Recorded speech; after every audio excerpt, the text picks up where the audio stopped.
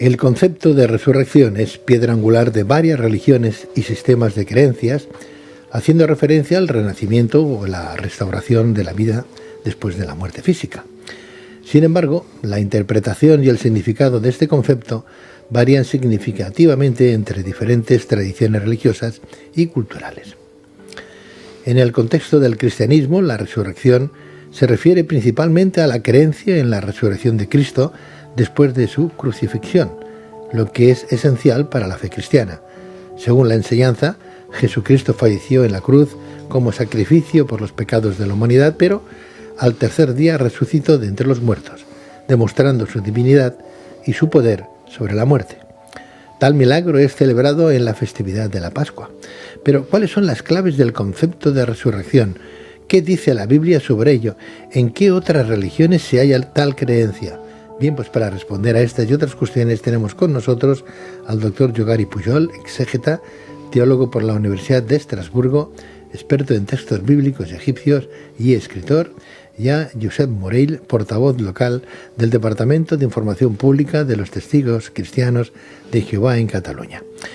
Señor Josep Morell, muy buenas noches y bienvenido a Luces en la Oscuridad. Muchas gracias, buenas noches. Buenas noches, bienvenido. Doctor Yogari Pujol, muy buenas noches. Muy buenas noches. Bienvenido, Yogari, bienvenido. Muchas gracias, siempre aquí. La palabra griega que en la Biblia se traduce por resurrección es anástasis, creo entender, acción de ponerse de pie de nuevo. Os voy a hacer una pregunta a los dos porque el otro día me chocó que alguien me dijera que hay información de que Jesús no murió en la cruz. Y a la altura que tenemos en el siglo XXI, después de 2000 años, que alguien diga que Jesús no murió en la cruz, que murió en otro sitio, a uno le despista mucho. Josep Morell. ¿Pero te dijo dónde murió entonces? No me dijo dónde, pero que no murió en la cruz. En la Biblia tampoco habla de la cruz, habla de un madero. O sea, lo que sería una viga, sí, en situación, una viga de madera en situación vertical. Hechos de los Apóstoles, en el capítulo 5, versículo 30 y 10, versículo 39, hacen referencia al hecho de que Jesús murió en un madero. En cualquier caso, en un sitio o en otro, no debería de restarle valor y mérito a lo que Jesús hizo a favor nuestro. No obstante, creo que en el Antiguo Testamento no habla de resurrección, no aparece nunca la palabra resurrección. Oseas es el único que creo que es el que habla y dice que os traeré de nuevo la vida o algo parecido, ¿no? Os recobraré de la muerte. El término resurrección no me suena que esté en el Antiguo Testamento o escrituras hebreas, pero el concepto sí. Por ejemplo, Abraham recibe la promesa de que a través de su descendencia se bendecirá todas las naciones. Esa descendencia es Isaac, su único hijo legítimo. Dios le dice que sacrifique a su hijo y Abraham no duda en hacerlo, aunque tenía presente la promesa de Dios sobre lo de la descendencia, lo que quiere decir que él tenía mucha fe en que Dios tenía el poder de resucitar en caso de que hubiera llegado a consumar el sacrificio. Un patriarca de tiempos tan tempranos como Job habla de la resurrección y le pide a Dios que cuando está tan mal, pues que lo esconda y que se acuerde de él más adelante, haciendo una referencia explícita al hecho de resucitar. En el caso de Daniel, por ejemplo, Daniel el profeta, el ángel también es muy explícito. Dice que moriría, pero que se pondría en pie al final de los días. O sea, etcétera, etcétera. Isaías dice que Dios acabaría con el último enemigo de la humanidad, que es la muerte. O sea, hay muchas referencias, si no al término exacto resurrección, pero sí al concepto. Yogari, las dos preguntas son también para ti. Bueno, lo que estamos discutiendo aquí es exactamente que a ver si hay resurrección, si se puede, hablaremos si de la Jesús resurrección. ha resucitado o simplemente si es posible una resurrección. Los judíos creían que habría al final de los tiempos una resurrección para todo el mundo, o bueno, para los salvados, o los 140, los que fueren. Pero el problema está en a ver si había habido una resurrección personal. Entonces esto es distinto. En el Antiguo Testamento creo recordar que sí, que había un profeta que resucitó a una hija, creo, ¿no? Pero es rarísimo. Bueno, eso de la resurrección, me parece que todo el mundo puede pensar en que por qué morirse, ¿no? Y por qué acabar todo eso. O sea que la idea mundial, me parece que en todas las religiones más o menos no quieren acabar así final, sino que hay una esperanza o hay una visión de futuro. O sea que no resucitar, pues eso es ponerse de pie otra vez y volver. Que Jesús resucitó. Lo que dice el Evangelio, sí, evidentemente. Sí. Lo que dice. ¿Y murió en una cruz o en un madero? Bueno, sí.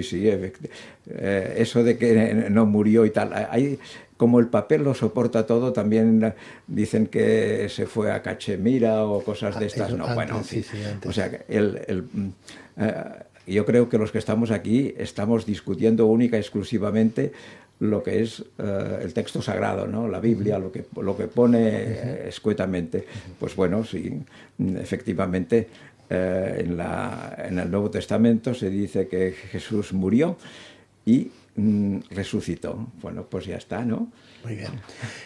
También se habla de una resurrección y de la segunda resurrección. La primera resurrección es la que va uno a convertirse en rey al lado de Jesús en los cielos, y la segunda es cuando, eso está en los Salmos, y la segunda cuando la persona va a vivir en la tierra nuevamente. Entonces podemos decirlo que eso está así, que eso es tal cual. Bueno, pues ahora sí que ya entraríamos en otro aspecto, digamos, de una crítica, una revisión, que es mi especialidad, o sea, buscar si en los textos de la Biblia pues se encuentra una fuente, o si no es así surgido de la nada, o en cambio pues hay algo detrás, ¿no? Y es lo que yo hace muchos años que estoy trabajando en ello. Por ejemplo, en Egipto, el que resucita es el faraón. O sea que esto está muy bien. Los sacerdotes egipcios pues elucubraron una teoría fantástica en la que el faraón podría estar muy contento, ya que para él pues habría eso, una resurrección. Pero como que en el mundo pues hay los celos. Porque en Yogari, Josep, ¿hay algún tipo de constructo cuando se habla de que Jesús resucitó, que esté copiado de algún libro antiguo, que sea lo mismo, que podamos decir es que el hablar de un resucitado es hablar de lo que vivió alguien hace 3.000 o 4.000 años anteriormente y lo escribió, y los judíos lo copiaron, los seguidores de Cristo lo copiaron? Desde el punto de vista científico eso no se entiende, evidentemente, porque en un ser humano, ¿cómo puede? No se entiende, hay que tener fe. Sí, pero no hace falta una fe ciega. La fe ha de estar basada en lo que comentábamos antes de que empezara el programa, ¿no?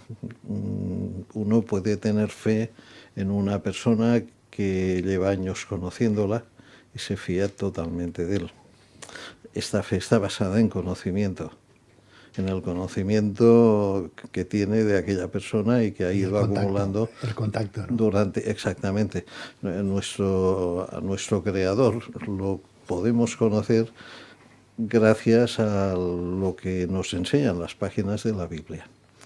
Cuando uno ve el trato que ha ido teniendo Dios con la humanidad y concretamente con el pueblo de Israel, y ve sus normas de justicia, su misericordia, su benevolencia, la ecuanimidad, la imparcialidad, todo eso, pues entonces es cuando la fe de una persona va aumentando. También ve los hechos poderosos y fuera de lo normal de los que ha sido protagonista nuestro Creador.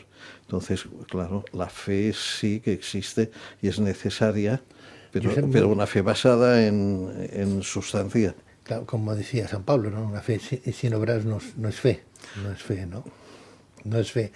Claro, nos han dicho siempre que tenemos que leer la Biblia como un libro, pues no sé, como una novela, y no a pies juntillas, porque, pues bueno,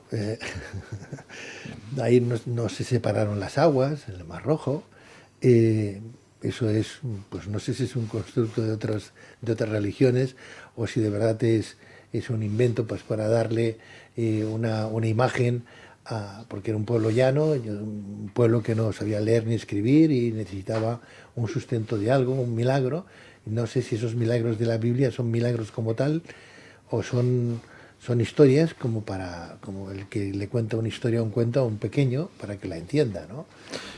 Aquí hay un hecho que debe servir de base. Si uno acepta primero la existencia de Dios, que no es una figura imaginativa, y si acepta que este Dios es todopoderoso. Poder, si existe Dios, poder no le habrá faltado y debe ir muy sobrado de poder, o sea, lo del todopoderoso encaja, porque para crear todo lo que él ha creado se necesita mucha energía que se transforma en materia y que lo hace con sabiduría en la medida perfecta y al tiempo oportuno. O sea, si nos dejamos guiar por la lógica, hemos de entender que es verdad, que tiene que ser todopoderoso. Entonces, basándonos en un Dios todopoderoso, puede hacer lo que quiera. He sacado textos de la Biblia, por ejemplo, que me gustaría que me explicaras. Por ejemplo, dice: quienes resuciten para vivir en la tierra gozarán de un cuerpo de carne y hueso, sano y sin defectos, Isaías. Sí. ¿Y los que son incinerados? No hay problema, porque no se aprovecha la materia original. O sea que Dios nos vuelve a una edad determinada, que eso tampoco lo sabemos. Cuando teníamos 5, 10, 15, 30 años. Tal como creó a Adán y a Eva. ¿Existieron Adán y Eva, Josep? Mira, es que si no nos fiamos... A ver, ¿qué alternativa hay? Si no existieron, ¿qué alternativa hay? Tiene menos credibilidad que la que ofrece la Biblia, porque se necesitará mucha más fe para pensar que la primera pareja humana llegó a existir de otro modo. O sea, estamos muy bien hechos. Para hacer un cuerpo humano como el que tenemos, aparte de todos los animales que pululan por ahí, se necesita esto por casualidad. En fin, esto ya es un capítulo aparte que no tiene que ver con la resurrección. Pero el hecho es que si aceptamos el hecho de que Dios es todopoderoso, que por lógica tiene que serlo, Él puede haber dividido las aguas del Mar Rojo, las puede haber ordenado que se juntaran de nuevo, puede resucitar a alguien, partiendo de un cuerpo que está recién fallecido o partiendo de la nada, como es la resurrección que comentas tú del profeta Isaías. Uh-huh. Porque ¿qué falta de recursos debe tener Dios para hacer esto, si es un Dios todopoderoso? ¿Yogari? ante este discurso, pues muy bien y ya está. ¿Qué quiere que le diga? No se puede decir nada. Ante una visión tal cual, pues ya está. O sea que, pues mire, si es así, es así. Pero tú qué opinas, que tú crees. Yo cumplido totalmente en contra de lo que está diciendo este señor, pero es igual. Lo que dice está muy bien, sí es muy lógico, pero luego analizando, mira, ahora se me acuerdo de eso que decía de que Dios lo ha hecho todo muy bien. Yo no entro aquí porque estábamos hablando de otras cosas, pero en fin, aquí podemos hablar de todo. Yo me acuerdo de un científico que decía, el cuerpo humano está muy bien, pero lo haríamos mejor. Se puede hacer mucho mejor, se puede hacer muchísimo mejor. Porque, claro, entonces ya entramos en eso en fin, de la evolución y esas cosas, pero yo no quiero hablar de Dios porque, claro, si empezamos así, el otro día un señor me decía, ¿cómo es posible que cuando leemos el Antiguo Testamento veamos a un Dios que es tan sádico? Es sádico a tope. O sea, hay pasajes terribles de esto. Bueno, pero en fin, yo creo que no hemos venido a hablar aquí de Dios, supongo. Hemos hablado de eso de la resurrección, si es posible o no es posible. Evidentemente que todo puede ser posible, no lo sé. Pero en cambio, a mí me parece que el Evangelio está copiado según la muerte y resurrección de Osiris, porque hay muchísimas cosas que están calcadas digamos, de esa visión egipcia, y que las cosas no salen de la nada. Y no solamente del Nuevo Testamento, sino que hay muchos estudios en los que se habla siempre de una influencia egipcia en el Antiguo Testamento. Los salmos, ¿no? Hay algunos salmos en que clarísimamente pues, se dice que es de influencia egipcia. ¿Cómo no va a ser una influencia egipcia un pensamiento que hace pues ya 2000 años antes, digamos, o 1500 o 1800, ¿cuándo se redactó el Antiguo Testamento? Creo que es en tiempo de Josías, o sea, el año menos 600, y entonces, pero ese menos 600, pues antes y había al menos 2000 y 2500 con los textos y la teología de egipcia, de los textos de las pirámides, y sobre todo un texto muy importante que es el texto, digamos, de los muertos, o sea, y muchísimas cosas estas que leemos en el libro de los muertos, pues es lo que ha pasado al Nuevo Testamento. ¿Por qué Pablo dice, si no ha habido resurrección, vana nuestra fe? Claro, evidentemente porque él, como tiene el modelo egipcio, si no ha muerto Osiris, entonces todo queda paralizado porque, digamos, la visión no histórica, claro, entonces ya abordamos el problema de si el Nuevo Testamento es algo, digamos, histórico o simplemente estamos en la misma línea. Tienen que pensar que miles de personas, por no decir millones, bueno, digamos miles de miles, egipcias, creían en Osiris como el dios. Y no solamente como Osiris, sino los dioses Re, el Sol, Amón y muchísimos. Creo que en Egipto hay unos 200 dioses. ¿Por qué? Porque lo único que mueve a la persona humana es que buscar algo. Buscar a alguien que nos ayude. El libro de Daniel, por ejemplo, está calcadísimo de un texto egipcio que es la profecía de Nefertí. Está calcado clarísimamente. No asiente con la cabeza. Claro, es que todo el libro de Daniel es cuando empieza precisamente una visión, digamos, fuerte. ¿Por qué? Porque cuando en esa profecía de Nefertí habla en el año menos 1700, se habla precisamente de eso, estamos en un momento de situaciones convulsas y entonces ¿qué buscamos? Un Mesías. De Mesías ha habido dentro de la Biblia pues toda una serie, o sea, uno busca siempre un Salvador.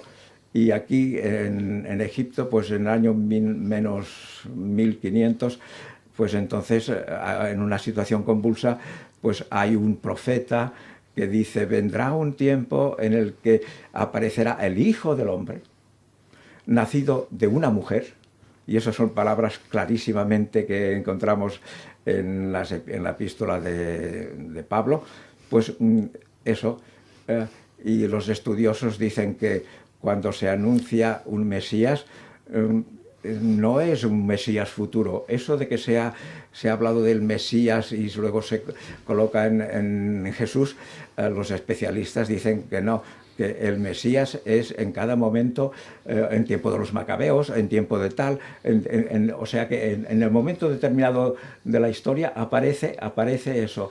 Y los profetas anuncian un Salvador. De alguna manera, Yogari, Josep, está diciendo Yogari que a lo mejor todo está como muy copiado de otros libros. Mira, la copia puede existir en muchas direcciones. El texto de las Escrituras, tanto hebreas como griegas, tiene paternidad propia y, como dice la Escritura, está inspirado por Dios y por su contenido no hay poco a discutir. Mira, un botón de muestra. Las normas de higiene que tenía el pueblo de Israel,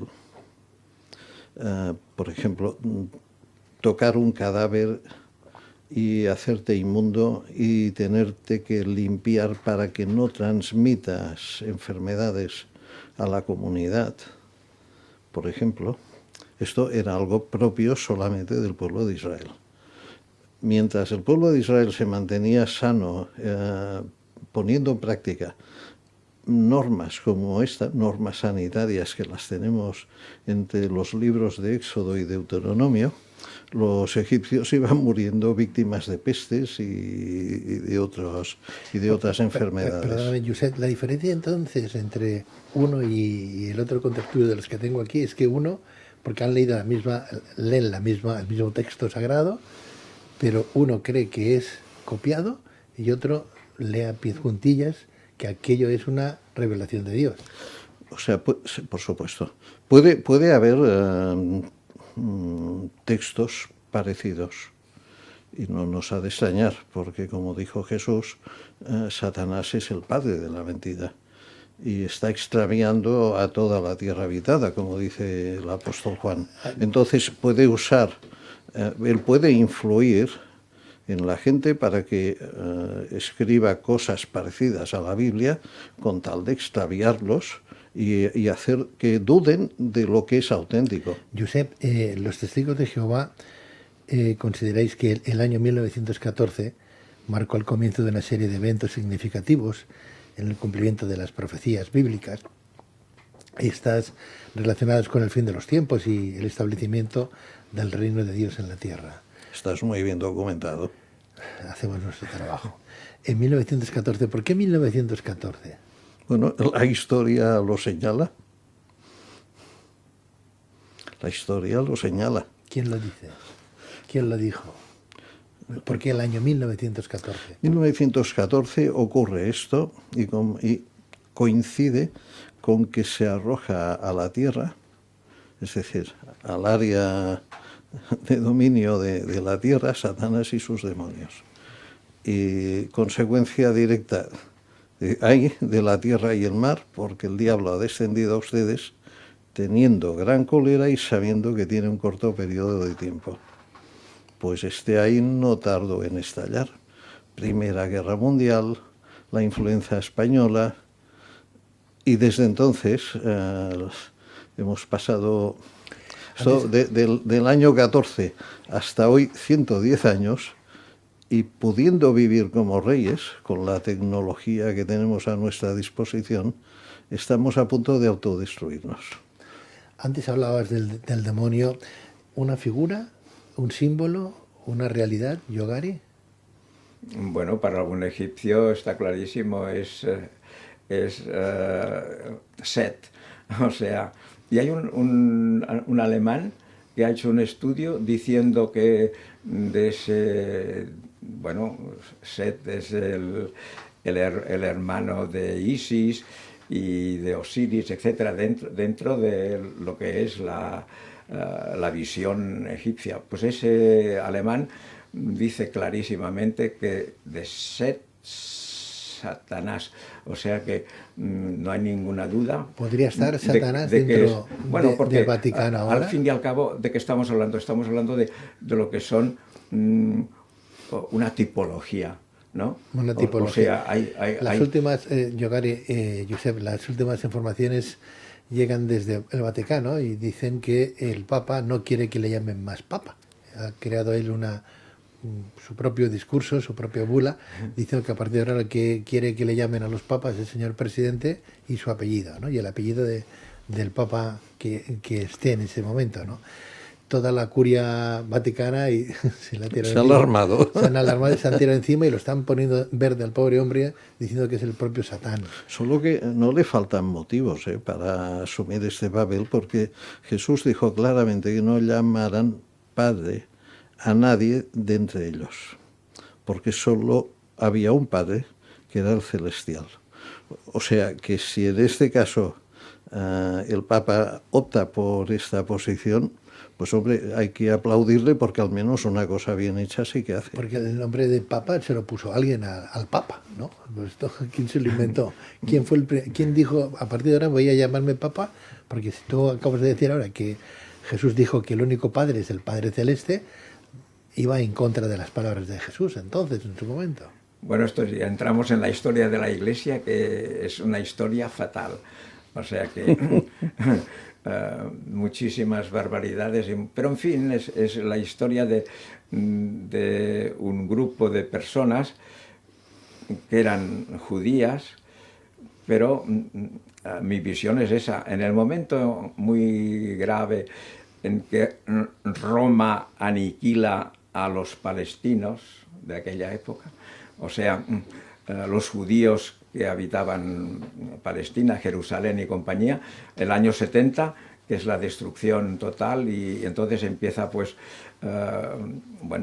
Jerusalén está hecha, digamos, no hay piedra sobre piedra, entonces hay ese movimiento, digamos, de la diáspora, o sea, de que los judíos se van por aquí, pero el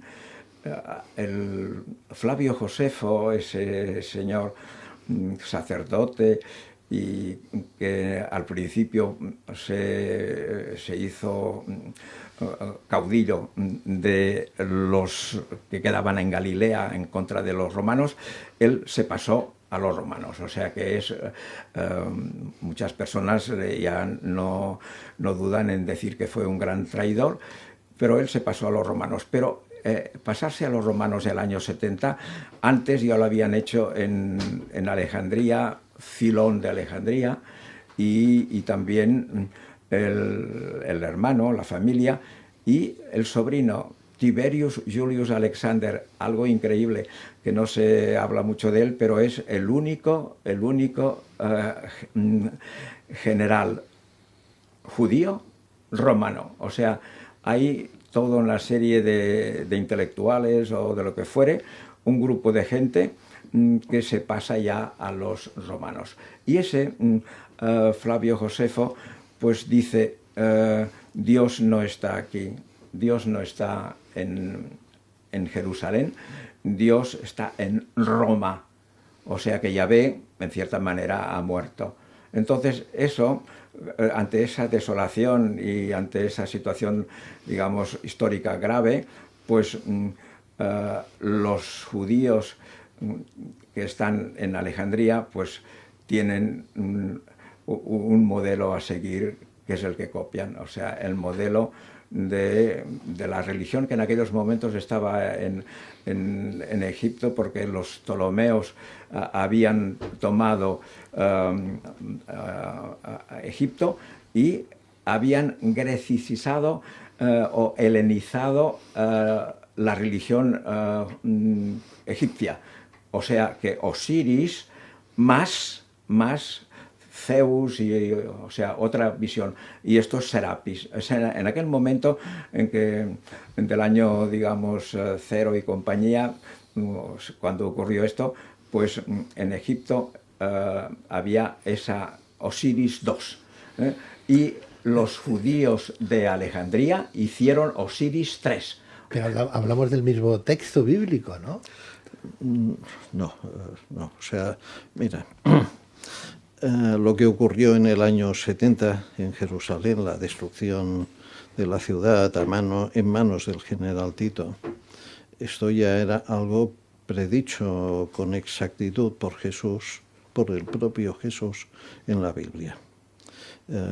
Tanto en Mateo 24, en Lucas 21 y Marcos 13 se da con detalle, se transcribe con detalle lo que Jesús dijo profetizó sobre este tema. Y bueno, Dios, claro, Yahvé estaría muerto para los que morían. Para los que murieron, sí, pero para los que sobrevivieron, que entre ellos estarían los cristianos, que Jesús les dio la señal que tenían que observar para sobrevivir y no ser víctimas de la destrucción que hubo en Jerusalén, claro, para ellos no. Jehová, Dios, Yahvé, era un Dios vivo, y es un Dios vivo que continúa vivo hasta el día de hoy, porque además las profecías que emitió Jesús, que se cumplieron con exactitud en el pueblo, en la ciudad de Jerusalén y en el pueblo de Israel, hoy siguen cumpliéndose a escala mundial.